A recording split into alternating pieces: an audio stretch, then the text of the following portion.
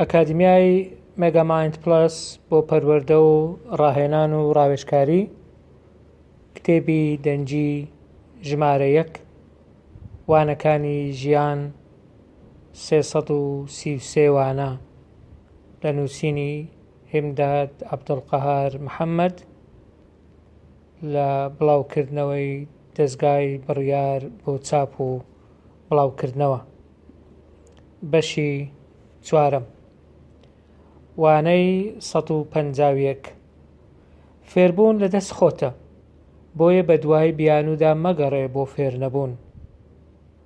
Learning is your choice, so do not look for pretexts not to learn. وانەی 152 لێبوردن گەورەترت دەکا، بۆیە لێی مەترسە و ئەنجامی بدە. Apologies make you grow bigger, so do not be afraid and do it. وانەی 153 زۆر کەس ئیرەی بە دڵ و دەرونی تۆ دەبەن، بۆیە دەبێ سپاسگوزار بی بۆ ئەوەی تۆ ئێستا کە هەیت. There are many people who envy you because of your heart and psyche. Therefore you need to be grateful for what you currently have. وانەی 154 لاساییکردنەوەی بێگۆڕانکاری ناچارت دەکات نواندن بکەی. Imitation without any modification will force you to pretend. وانەی 155 هەرگیز خۆت لە پشت پلە و پایە و نازنا و بڕوانامە مەشارەوە، چونکە پێویستە تۆ مانا و گەورەی بەوانە ببەخشی، نەک بە پێچەوانەوە. Never hide yourself behind posts, positions, family status and degree, because you need to give value to these, not the other way. وانەی 156 مرۆڤی ڕەسەن لەسەر گومان ناژی. Genuine people do not live on suspicion. وانەی 157 پێویستە قەدری تاریکی بزانی، تەنانەت ئەگەر دەوروبەریشت ڕووناک بوو. You should acknowledge the value of darkness, even if you are surrounded by light. وانەی 158 ڕەشبینی و گومانکردن وەک دوو نەخۆشی گوازراون، بۆیە خۆت لە توش بووان بە دوور بگرە. Pessimism and suspiciousness are contagious diseases, so protect yourself from the infected patients. وانەی 159 کەر و بار نیشانەی ئاستی خاوەنکەر و خاوەنبارن. Donkey and its load are signs of the level of the donkey owner and the load owner. وانەی 160 ئاگادار بە، فێڵ کۆ دەبێتەوە، پاشان بە یەک قەست دەبێ بیدەیەوە. Be careful. Deception is accumulated, and then you have to pay it back all in one installment. وانەی 161 دوورکەوتنەوە جیاوازە لە وازهێنان. هەندێک جار پێویست دەکات دوور بکەویەوە تا خۆت کۆ بکەیەوە و پاشان بەردەوام بی. Stepping back is different from quitting. Sometimes you need to step back to collect yourself and go on later. وانەی 162 کارکردن لەگەڵ کەسانی نزمتر لە ئاستی خۆت تووشی بێئومێدیت دەکات، بۆیە خۆت بە دوور بگرە لێیان. Working with people below your level disappoints you. Thus, it is better to keep away from them. وانەی 163 بۆ ئەوەی هاوڕێی باشت هەبێ، دەبێ بە خۆت هاوڕێیەکی باش بی بۆ کەسانی دی. In order to have good friends, you have to be a good one for others. وانەی 164 هەرگیز بۆسە بۆ هەڵەی خەڵک دامەنێ چونکە ڕۆژگاریش کامێرا بۆ هەڵەکانی تۆ دادەنێ. Never ambush others' mistakes, because time will put camera for your mistakes. وانەی 165 شێوازی ژیانی خۆت لەدەست خۆتە. پڕی دەکەی لە خۆشەویستی یان خۆویستی. Your lifestyle is in your hands. You can fill it with love or selfishness. وانەی 166 دیارەیەکی گرانبەها بۆ دەوڵەمەندێک مەکڕە کە پێویستی پێی نییە چونکە شوێنی خۆی ناگرێت، بەڵکو دیارەیەکی بچووک بدە بە کەسێک کە پێویستی پێیە.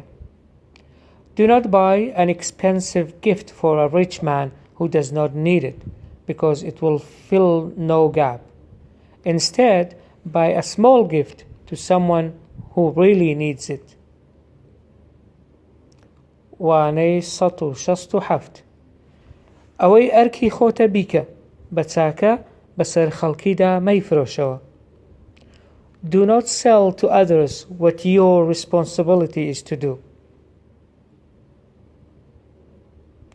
وانەی 168 ئەگەر تاگەردنیشت خەم بێ هێشتا مەجالی پێکەنین و چێژوەرگرتن هەردەمێنێ، بۆیە ئەو ساتانە لەدەست مەدە. If you are sunk in grief, there is still room for enjoying and laughter, so do not miss these moments. وانەی 169 بۆ ئەوەی خۆت لێ نەگۆڕێ مەهێڵە دەوروبەرت بە ستایشکردن لێت نزیک بکەونەوە. In order not to change from your own eye, do not let people around you flatter you to get close to you. وانەی 170 چاوەڕێی بەخت مەکە کە لە دەرگات بدا، بڕۆ بە پشت بەستن بە کارامەییەکانی خۆت بە دوایدا بگەڕێ داوەتی بکە بۆ ماڵەکەت. Do not wait for chance to knock at your door.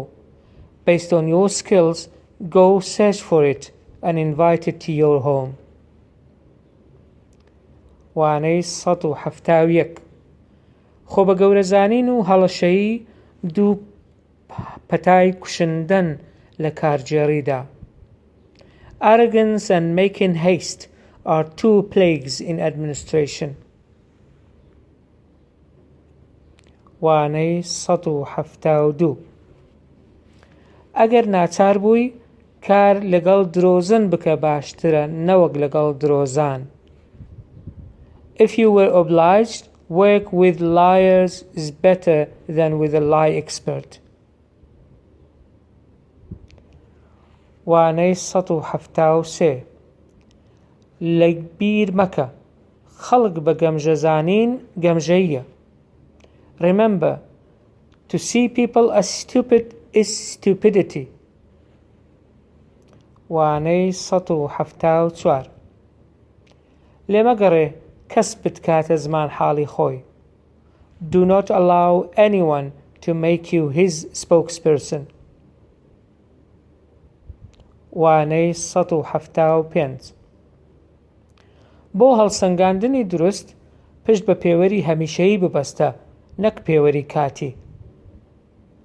For accurate assessment, depend on permanent, lasting criteria, not temporary ones. وانەی 176 هێندە بە کار و ڕووداوی لاوەچی خۆت خەریک مەکە کاتت نەبێ بۆ کار و پرۆژەی پڕبایەخ. Do not busy yourself so much with secondary works and events that will leave you no time for works and projects of high value. وانەی 177 خۆت بەرپرسی لە خۆ و نەریتەکانت بۆیە نابێ لۆمەی کەس بکەی. You are responsible for your habits and traditions. You should not blame anyone for that. وانەی 178 هەموو کەتنەکانت مەیەخە ئەستۆی شەیتان چونکە شەیتان فێڵت لێ دەکا بەڵام خۆ ناچارت ناکا. Don't attribute all your misconducts to devil, 'cause devil can deceive you but cannot force you. وانەی ١٧٩ لەگەڵ جەستە و دەرونی خۆت باش بە، نەڕق لە کەس هەڵگرە، نەخەم لە قسەی خەڵکی بخۆ. Be good with your body and psyche, neither hold grudge against anyone nor grieve for other people's talk. وانەی ١٨ هەوڵدا ڕێگە بگریت لە دڵشکاندنی ئازیزانت و ئەگەر کردیشت زوو ئاشتیان بکەوە، چونکە شوێنی شکست زوو هەڵداوسێ. Try to prevent heartbreaking of your loved ones. If you did, try to reconcile quickly, because fracture gets inflammation soon. وانەی ١٨١ ژیان زۆر کورتترە لەوەی تێگەیشتووی، بۆیە پەلە بکە لە بەخشەکانت. Life is shorter than what you understood, so make your donations and giving as quick as possible. وانەی ١٨٢ پەپولەش بی، خەڵک لێت دەبن بەدڕک، بۆیە هەر خۆت بە. Even if you are a butterfly, people will become thorns. Therefore, always be yourself. وانەی ١٨٣ پەند لە ئاو وەرگرن، ڕوون بن وەک ئاوێنە. Take lessons from water, be clear like mirrors. وانەی ١٨٤ جیاوازبوون خیانەت نییە، بەڵکو بەرپرسیارەتی و ئەرکیشە. Being different is not treason. It is responsibility and duty as well. وانەی ١٨٥ تواناکانی مێشکی مرۆڤ بێ سنوورە، بۆیە تەلبەندی مەکە، مێشکت ئازادکە. Human brain capacity is unlimited, so do not imprison it. Liberate your mind. وانەی ١٨٦ فێرکردن جۆرێکە لە فێربوون، بۆیە هەوڵ بدە کەسانی دی فێر بکەی. Teaching others is another way of learning. Hence, try to teach others. وانەی ١٨٧ لە خۆت تووڕە مەبە، چونکە بەس تۆی هەیە. Don't get angry at yourself, because he has only you. وانەی ١٨٨ لۆمەکردنی کەسانی دی گەمەیەکی دۆڕاوە، بۆیە بەشداری تێدا مەکە. Blaming others is a lost game. Therefore, do not participate in it.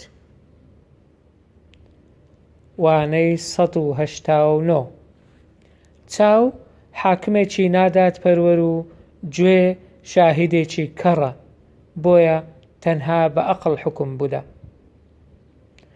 Eyes are unjust juries. Ears are deaf witnesses. So only judge by your mind. وانەی ١٩ مرۆڤبوون پێویستی بە بڕیاردان و سووربوون و ئیرادەیە، ئەوانەش هەمووی لەدەستخۆتن. Being human requires taking the decision, persistence and will. These are all in your own hand.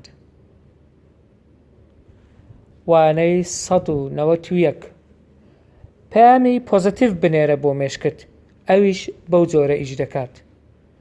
Send positive signals to your brain. It will work in this way.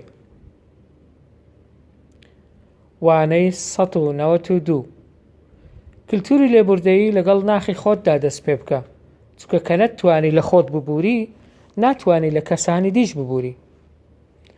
Start tolerance culture with your essence, because if you cannot tolerate yourself, you cannot also do that with others. وانەی ١٩٣ هەوڵ بدە لە ژیاندا داوای لێکراوبی، نەک داواکار. In your life, try to become someone people request from, not you request from others. وانەی ١٩٤ هەرگیز بە گاڵتە ئازاری کەس مەدە، چونکە ئەوان بەڕاستی ئازار دەکێژن. Never hurt others teasingly, because they truly get hurt. وانەی ١٩٥ ژیان وایە هەندێک کات پشتگوێت دەخەن، دواتر هەر بە خۆیان پێویستیان بە تۆ دەبێت، بۆیە نە لە کاتی پشتگوێ خستندا بێهیوا و نە لە کاتی پێویستیدا بێمنەت بە. Life is just like that. Sometimes they neglect you, but they themselves need you. Therefore, don't get disappointed when neglected, and don't be reckless when you are needed. وانەی ١٩٦ تەنها ئەو کەسانە لوت بەرز دەبن کە دەزانن چەند کەم و کوڕیان هەیە. Only those will be arrogant who know how many shortcomings do they have. وانەی ١٩٧ دڵتەنگ مەبە بە ئازارەکانت، چونکە هەر ئازارێک تەمەنی مێشکت ئاستێک دەباتە پێشتر. Don't get upset due to your pains, because every pain takes your mind's age a step forward. وانەی ١٩٨ لە کارجێڕی سەرکەوتوودا بەرپرس دەبێ وەک باوک بی، پێی خۆش بی ئەوانی ژێر بەرپرسیارەتی ئەو لە خۆی ئاسوودەتر و باشتر بن. In successful management, the responsible person should be like a father who will be happy when people beneath his authority are happier and better than himself. وانەی ١٩٩ خەڵک ڕەنگە قسەکانت لەبیر بکەن، بەڵام ڕەفتارەکانت لەبیر ناکەن. People might forget your words, but they will never forget your behaviors. وانەی ٢٠٠ جۆری بیرکردنەوە و دنیا بینیت جۆر و شێوازی ژیانت دیاری دەکات. The way you think and see life will determine your lifestyle.